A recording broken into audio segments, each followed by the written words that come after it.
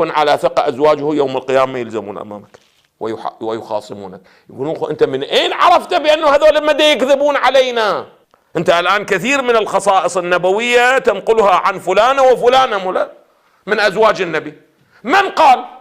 ولكن لأنه ينسجم مع هواك أنت تقول ماذا؟ صحيح. ينسجم مع مبانيك المدرسية، تريد أن تسقط عائشة، تريد أن تسقط فلانة وفلانة، تقول روايات في كتبهم.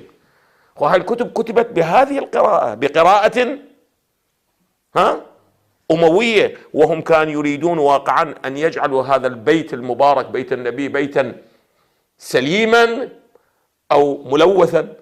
لا ينبغي لأحد ولا يصح من أحد أن يتكلم بأي أمر يسيء أو يهين أزواج النبي.